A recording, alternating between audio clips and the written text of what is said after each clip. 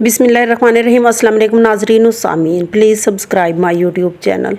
जब हज़रत सुलेमान अलैहिस्सलाम ने शहर सैदून से मरजत फरमाई तो रस्ते में आते वक्त उस बादशाह की बेटी से कहने लगे, ए नेक बख्त, तू ईमान ले आ और मुसलमान हो जा।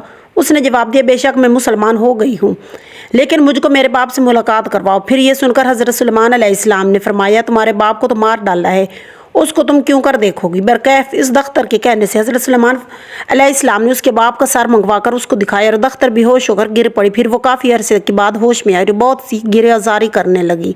हज़रत सुलेमान अलैहिस्सलाम ने उसको बहुत प्यार किया और उसकी हर तरह दिलदारी की।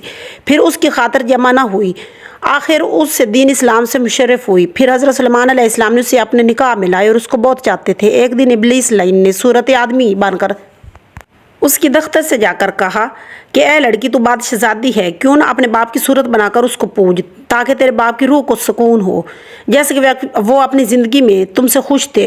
और ख़बरदार ये बात हज़रत सुलेमान अलैहिस्सलाम से मत कहना, इस बात को छुपा कर रखना। तब वो दख्तर इस शैतान के कहने पर अपने बाप की सूरत बनाकर घर में पूजती थी और इसी तरह वो अपना दिल शाद रखती थी। इसी तरह से 40 दिन गुजर गए और एक दूसरी रिवायत में यूँ भी आया है कि जब हज़रत सुलेमान अलैहिस्सलाम ने उस दख्तर से कहा कि ईमान लाओ, मुसलमान हो जा, फिर मैं तुझसे निकाह करूँगा। ये सुनकर वो बोली, मैं मुसलमान हो गई हूँ और मैं तुम्हारी ज़ौजियत भी कबूल करूँगी, इस शर्त पर आप हुक्म दे कि मैं अपने बाप की सूरत बनाकर अपने सामने रखूँ, उस सूरत को पूजूँ, इस बात को दिल खुश करूँ, तब वो सारा काम भूल जाऊँ।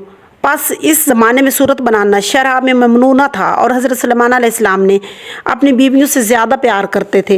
हज़रत सुलेमान अलैहिस्सलाम ने उसकी तस्वीर बनाने की इजाज़त दे दी, फिर वो अपने बाप की तस्वीर को पूजती थी। एक रिवायत में आता है कि हज़रत सुलेमान अलैहिस्सलाम उस वजह से चंद रोज़ बला में मुब्तला रहे और शाही तख्त और हुकूमत से भी मज़ूल हुए।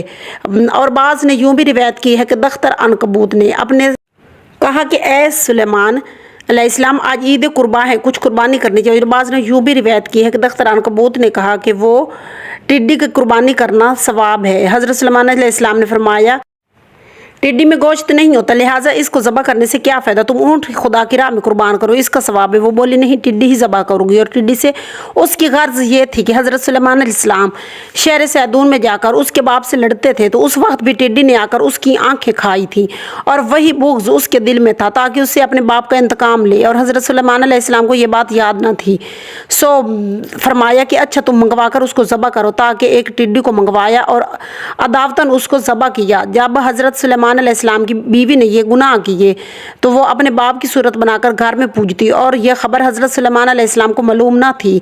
और दूसरा ये कि टिड्डी को बेगुनाह ज़बह किया। इस दो मुसीबतों के सबब हज़रत सुलेमान अलैहिस्सलाम चंद रोज़ बला में मुब्तला रहे।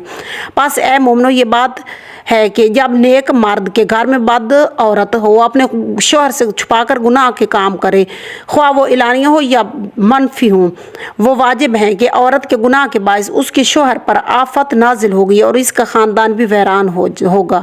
सल्लल्लाहु अलैहि वसल्लम।